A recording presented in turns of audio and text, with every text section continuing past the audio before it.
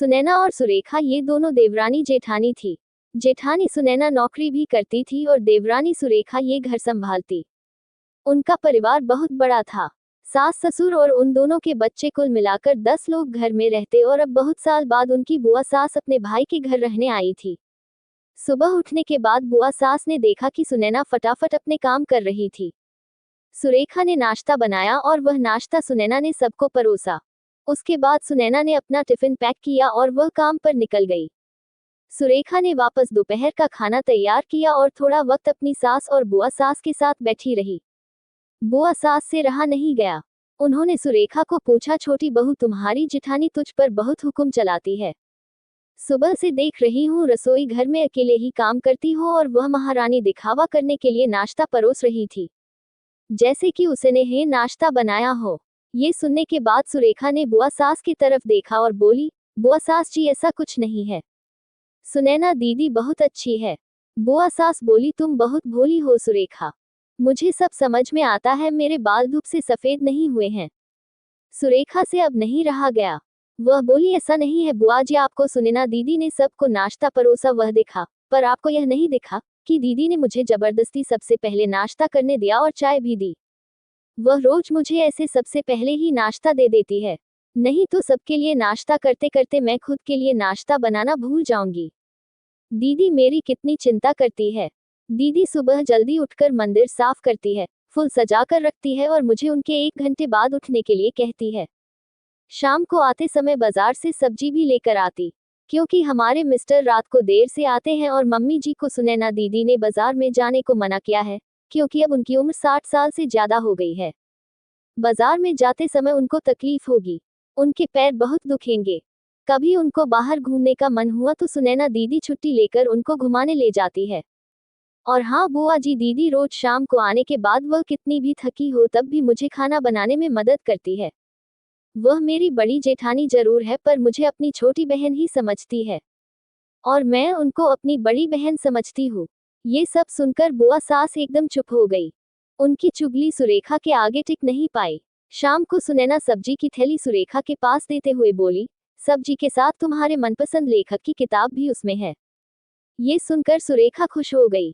सुनैना को thank you बोलकर सब्जी की थैली किचन में रखकर वह अपने रूम में चली गई। उतने में बुआ ने सुनैना को आवाज दी, बड़ी बहू जरा यहाँ आना। वह बोली, सुनैना तू इतनी मेहनत करके पैसे कमाती है और ऐसे फालतू में किताब खरीदी करके मुफ्त का खर्चा करती हो, वह भी अपनी छोटी देवरानी के लिए।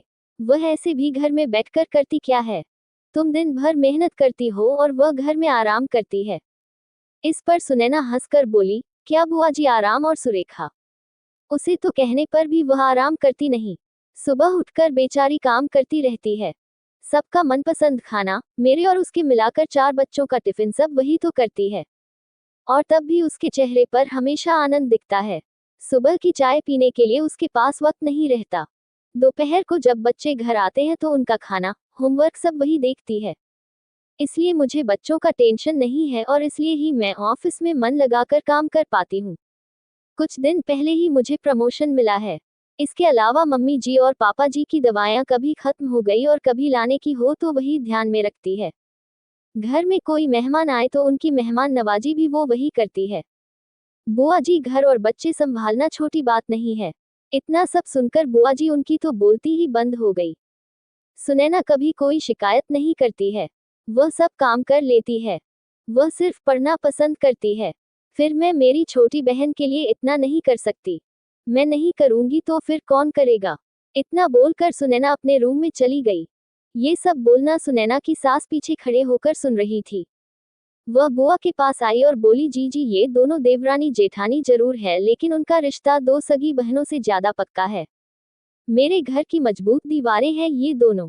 पहले मैं भी एक बुरी सास थी, हमेशा इन दोनों में झगड़ा लगाने का प्रयास करती थी, पर ये दोनों के प्यार के आगे मैं भी हार गई।